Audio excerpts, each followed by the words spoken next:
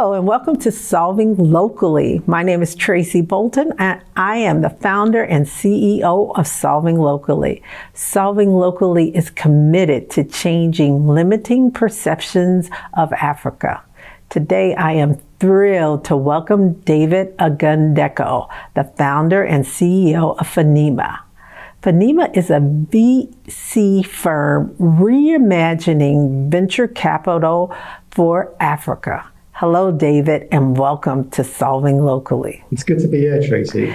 David, I am so excited to learn about the VC space in Africa and how Funema is changing the game to work for Africa.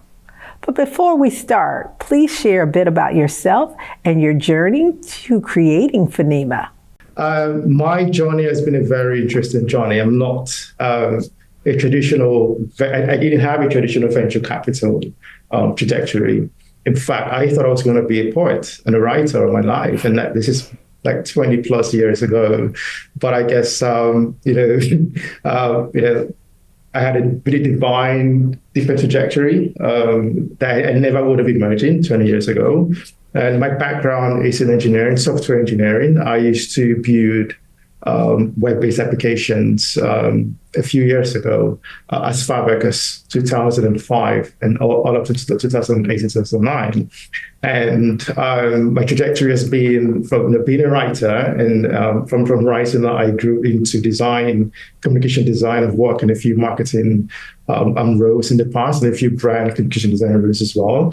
And then I also grew to software engineering, went into IT full time. And that was where I encountered the journey of private equity. I stumbled into private equity, actually. I was the IT technician of a PE firm back in Lagos. It's called Vega American. They were actually a US-based entity, but they had offices in Nigeria, in Abuja at the time. And I was responsible for their IT, and they worked on private equity transactions, funneling FDI into energy projects in Africa, in sub-Saharan Africa. And that's how I got into private equity. I was put on transactions. I learned on the job about structuring SPVs and MOUs for funding local projects, infrastructure projects, and also going into the public-private partnership structures and vehicles. I stumbled into venture capital as well. There was an opportunity at C-Stars back in Lagos, Nigeria. And C-Stars is a Swiss-based venture capital firm. They're in over 60 plus emerging markets. It's one of the quiet giants. I would call them like an European version of Techstars, if you will. And I got into C-Stars in 2016, and I was one of their local MDs when they started the Lagos office. And I was in charge of managing the talent, the academy that would source hire and then mentor the talents for the venture studio. At the time, they had about 3 different investment, I would say, vehicles, but one of them was a venture studio where they would take ideas and incubate those ideas in the studio, and they'll find founders, young entrepreneurs, and they will train and mentor and have them build out the ventures. Very brilliant concept. And that's how I got into venture building, actually. And I saw how powerful venture building could really be in taking ideas from concept stage and paper, building out the prototypes, going out to test very rapidly, and then, of course, generating revenue in a matter of weeks. And to me, that was phenomenal, because this is way back in 2016. I guess what then led me to start Funema, which is hence my origin story, is that I saw that VC is designed in a way that can only work where you have scalability. And it takes a lot to bring scale. And I could say that what was lacking was a systems problem, or rather the right systems to enable scale, and that led me to start Funema. So I would pause there now, but that's really my background. I'm currently building Funema in Cape Town, South Africa. We're based in Nigeria, we're based in South Africa, and we're also based in the US as well. I work out of the African office, and my partner works out of the US office. Wow, David, that was definitely not the traditional finance path to venture capital, and I think that's great. I love that your journey was more organic. I really love that. And it just speaks to the old adage that necessity is the mother of invention. This really resonates with me because, as you pointed out, Venture capital investors are really looking for companies that are ready to scale, that have already figured it out. They have that consistent revenue stream. They have that solid customer base. And I love the fact that you, with Funema, said, wait, this model does not work for our founders. Let's recreate, reimagine something that works for our African founders, that meets our needs. I think that is spot on, and I'm so impressed with that. I just want to tell you, it is just so refreshing to meet venture capitalists where profit is not the only driver. From what I know about private equity and venture capital, profit is the primary and more often than not the only driver in making deals or investing in companies. And so it's really refreshing to meet you and understand that profit isn't the only thing. And I'm using the word profit when I could use another word. I'm being very polite, but I think it's just wonderful that you recognize that profit is short term. It's not the only driver. I guess what I've come to realize is, and I've had a bit of unlearning to do in the past. Profit is a natural cause, but you can't have the cat before the horse. It's not possible. You need to have the horse before the cart. And I think that's what we're failing to get right here. I see a lot of copy and paste models on the African continent that it's just not going to work. It's just not going to work. So the way we approach private equity, Funema, and venture capital, and then of course leading to your question now, is that we've sort of seen that what we lack is the right, I would say, system that can enable scale. Because when you've got scale, you've got profit at scale as well. And we're looking at alpha kind of returns, alpha level returns. But if we only chase the alpha returns today, then it's not sustainable. We are basically just replicating the extractive, history that we've had so far from. Well, let's not go that deep. It's not a history lesson, but we're just going to keep replicating the same extractive history where we're just taking opportunities to just exploit and then we leave, as opposed to really building generational opportunities that can create lasting wealth for decades to come. David, my next question I have for you, and you've touched on it a bit, but can you succinctly tell us what is the mission of Funema? So our mission, because the reason why I left SeedStars and I started Funema in 2017 is that, number one, I saw that founders who were trying to solve real problems were not really getting any support, because real problems had infrastructural challenges, and these founders had to build their own infrastructure in many ways. And that means that they cannot have a pure asset-light business model. It's got to be some sort of hybrid to an extent, hard assets, and then a software of some sort, and then data and everything. But it can't be pure. It can be purely light, and that's a challenge, because that already will get them a very strong resounding no from a VC if they approach a VC firm for investment. So we decided to design a model that can enable these founders get the traction that they needed to prove their business case, that this may not be exactly asset light, but it doesn't mean that there's no opportunity here for any venture fund.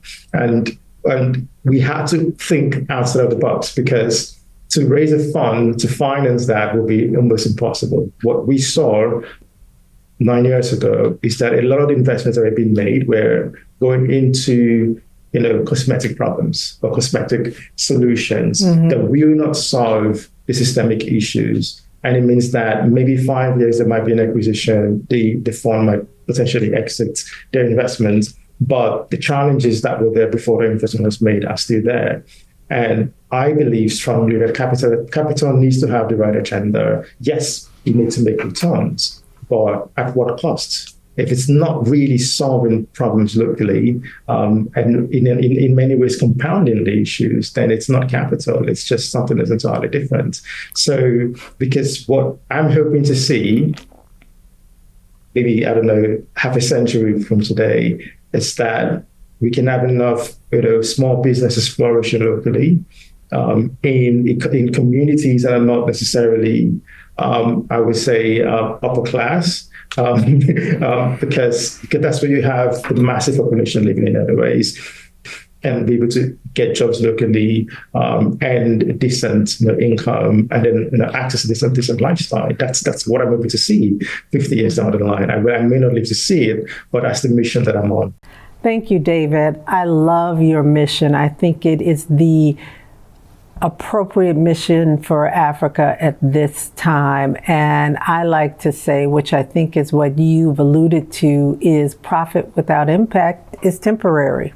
I think your model, Funema's model of venture capital, is one that can be replicated in other parts of the world, specifically in the United States. Because even though what you said about infrastructure is true in the US, if you look at who gets funded, it's not folks that look like me. So I think there really is a need to reimagine what VC looks like here in the US. And I think that the challenges that are faced by entrepreneurs in Africa are challenges faced globally by entrepreneurs who historically have not had access to VCs, have not had access to the expertise in preparing for a pitch, preparing for the deck. All the things that you and Funema are providing to get your founders and entrepreneurs in a state of readiness for capital infusion. So I really think you're hitting a need that can be leveraged in other parts of the world for sure. David, tell me a bit about your current portfolio. What type of companies do you have in your portfolio? What is your criteria for working with companies? Tell us a bit about that portfolio. Very high level, broad strokes. We've got about 20 plus companies in the portfolio. In terms of numbers, our portfolio is valued currently at over $800 million. And these are still early stage ventures. Over 80% of them were companies that, actually over 60% of them were companies that we engaged right at the idea stage, pre-revenue, pre-traction.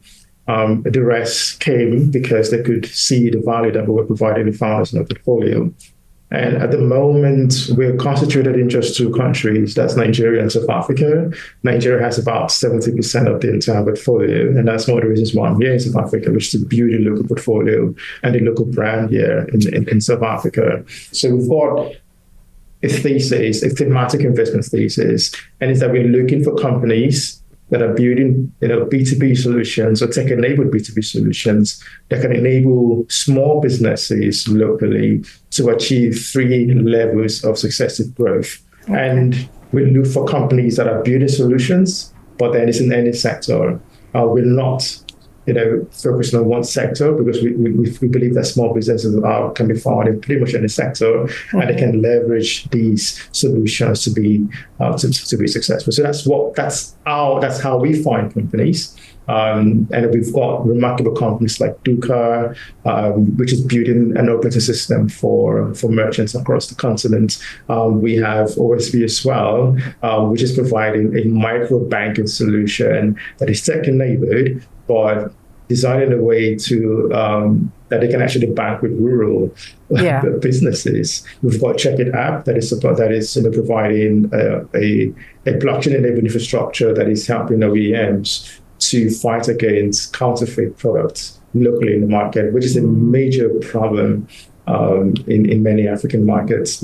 Easy access to fake products, either pharmaceutical products or FMCG brands. We believe in the future, these technology can also enable local manufacturers, locally owned brands to be able to create and sell and still make revenue without worrying about counterfeit. What an interesting company to be able to detect counterfeiting as it relates to products. I know I've met some entrepreneurs on the continent that have similar apps. They're mobile apps where folks can detect if a drug, a prescription drug, is counterfeit or not. And that's been a huge win for certain countries on the continent to ensure the integrity of drugs using this app. So, wow. Very impressed with your client listing. I'd like to give our audience a sense of the investment landscape on the continent of Africa, understanding that Africa is just that. It is a continent of 54 diverse countries. So I want to ask, what would you like to share with our investor audience thinking about coming to invest in the continent, to give them an overview of the investment landscape on the continent, things that you view as investment opportunities across verticals or in specific countries or industries? Africa is also not like Europe because you have, it's almost like America. You've got North America, you've got South America.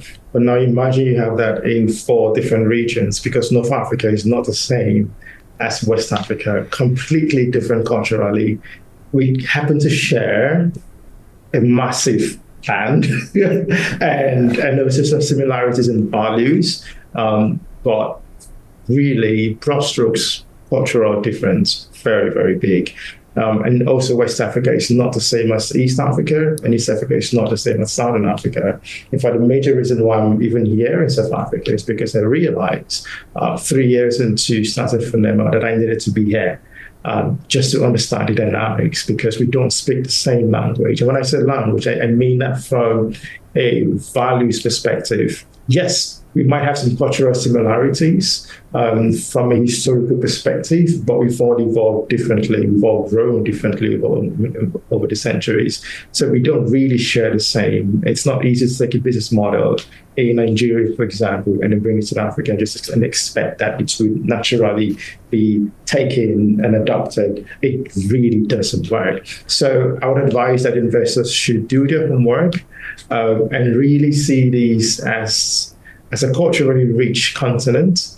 Every country has its own, I would say, unique perspective. Taking a single heuristic approach would be very, very flawed. What we've seen is that when we find the right founders who are deeply aligned with the mission, they tend to stay longer. And now we're thinking of, we could make this a solution to our investors. We're building a network of venture builders across the continent. We want to train over 1 million venture builders that will be embedded across the entire continent. And then these builders can be embedded in the local economic systems, and they can provide, real in-depth insights on what's trending, what should be the right investment opportunities, and what investors can engage can deploy capital into. And then in terms of opportunities around growth, so I have to say that AI is changing the landscape.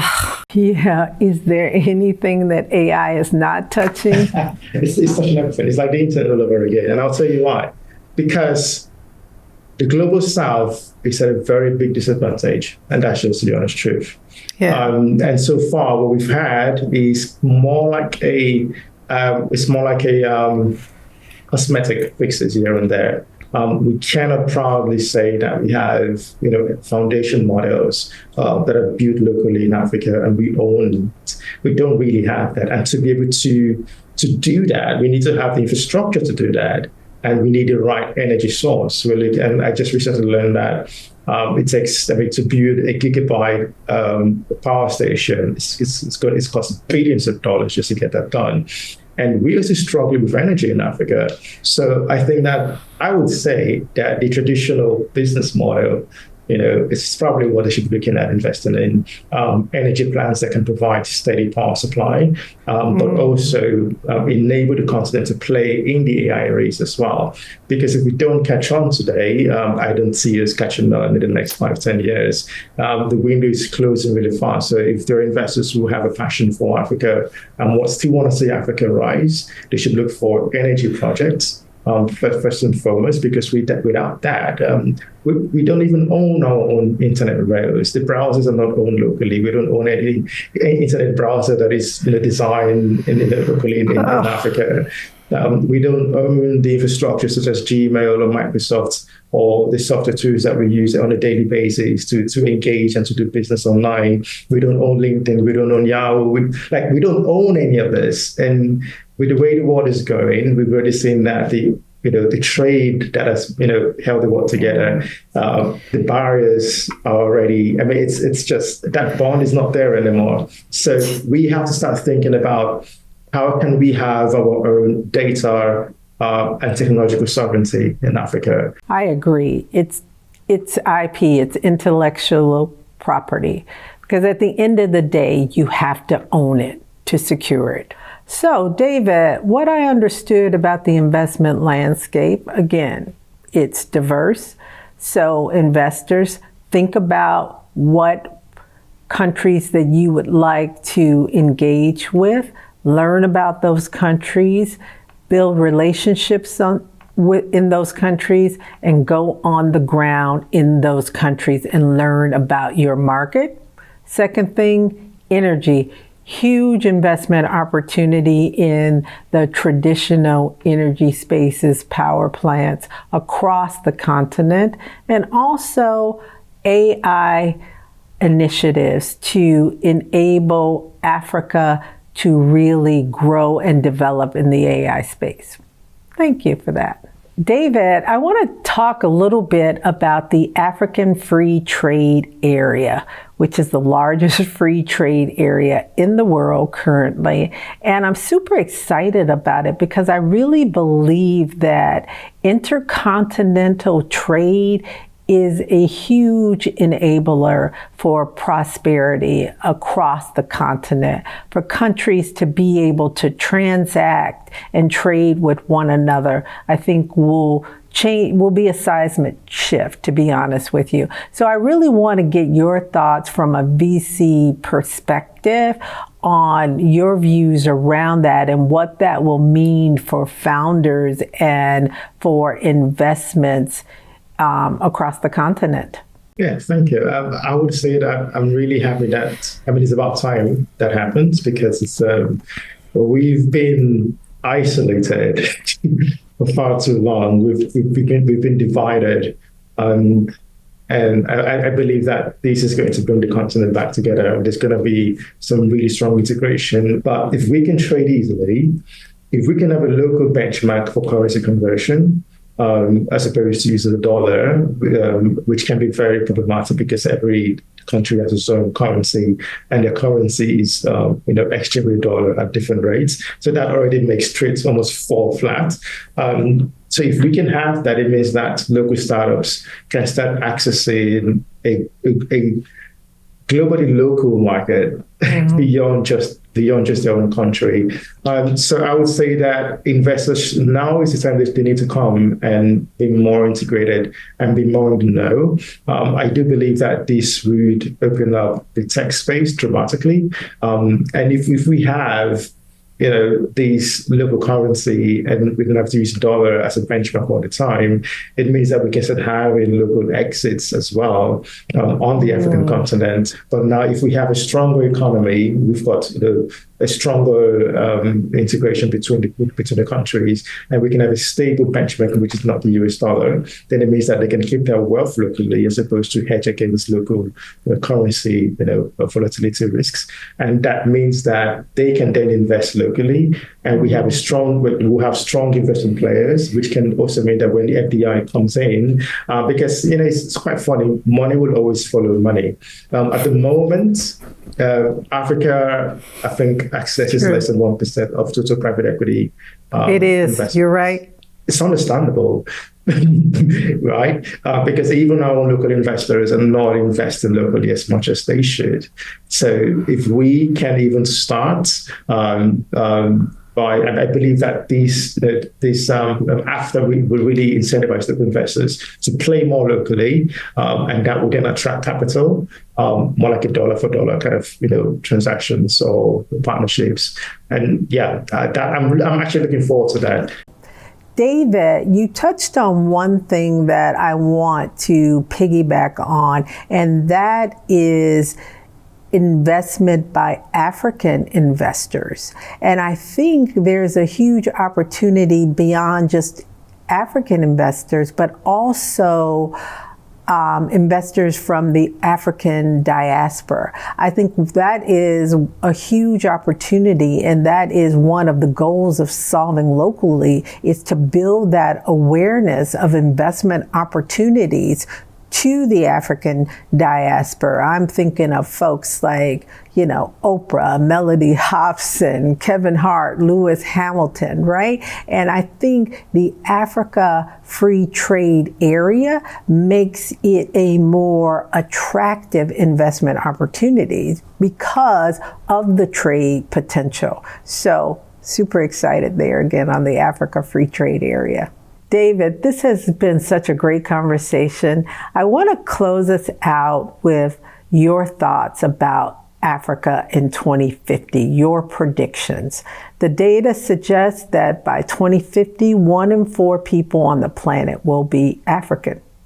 The world is becoming African. Like it, love it, or not, it is what it is. So what are your thoughts about Africa, your hopes, your predictions for Africa in 2050? I see a continent that would have a lot of its children outside of the continent coming back home. And that's what I see. And I do believe that the governments are making good strides forward. We've seen a lot of changes. Even in Nigeria, they're making the right policies that would enable local trade and the advancement of technology. Recently, AFDB released an RFP for venture studios, by the way, that can provide solutions in developing deep tech business models or deep tech startups. And that already shows you where they're thinking, because so far we haven't had a lot of deep tech investments locally in Africa. So 10 years down the line, and that this can enable the creation of local IP that can start moving content forward from a scientific, scientological advantage. So I think that in the next 10, 15 years, I am hoping as much as I think it will, but I'm also hoping as well, because I got to push it forward with a bit of prayer. But we will have some unlocking of economic prosperity, at least to an extent, that we can have the same trajectory as Malaysia and Singapore and of course, China. So 2050 is going to be an exciting period. I see more local stock exchanges becoming more active. And it means that we can have more retail investors invested, we can have more IPOs of homegrown African companies here on the African continent, IPOing in the stock exchanges of their own countries. David, I hope your predictions, your hopes for 2050 come true. My hopes, my thoughts for 2050. I think the data is pointing the way. By 2050, 1 in 4 folks on the planet will be Africa. All the natural resources are there. The youngest population on the planet is in Africa. So the data is there. All roads are pointing to Africa. You already see players there on the continent. When I travel, the Chinese are there in full force, other Asian countries. I see South America to a lesser extent. Of course, Europe is there given the history and the relationship. Americans are late to the party, but I think by 2050, it will be obvious. The data will lead to Africa. It cannot be ignored or ignore at your own peril. Thank you, David, for sharing this time, your expertise, your insights with Solving Locally. Love the work that you're doing with Funema, reimagining the venture capital space for Africa. Thank you. Yeah, thank you for this opportunity.